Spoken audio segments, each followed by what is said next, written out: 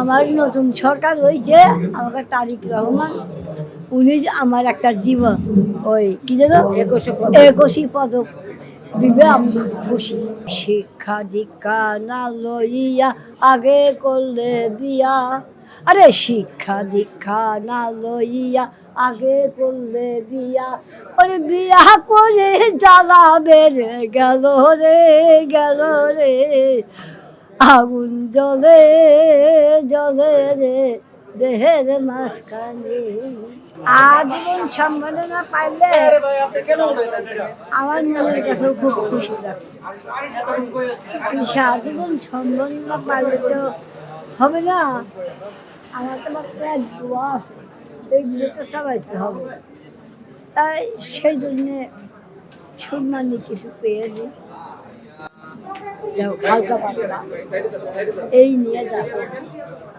আর আমার জন্য দোয়া করবেন, আমার আর শেষ নাই, আর সময়ও বেশি নাই।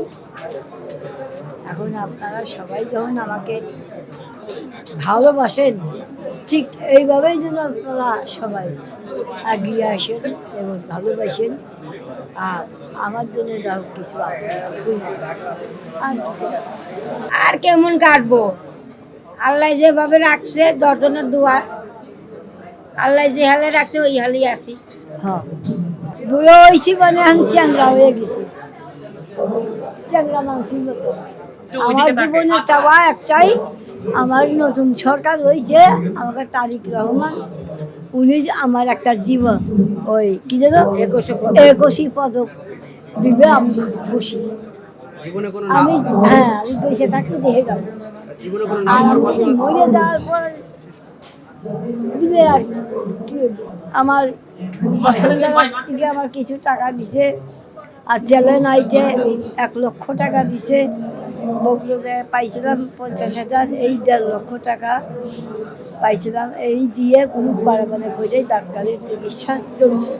আর এই যে হাত ভাঙে পড়লাম, এই হাত ভাঙার ভিতরে বসুন্ধরার থেকে আমার যাইয়ে 1 লক্ষ টাকা দিয়েছে, এই দিয়ে কোনো রকম আপনার শারীরিক কি উন্নতি হয়েছে আগের তুলনায়?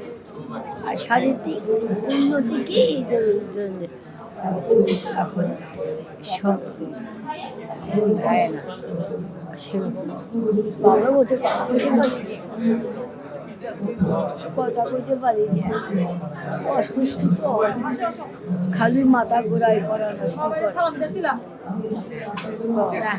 আমরা আসি, আল্লাহ হাফেজ, আপনারা ভালো থাকেন।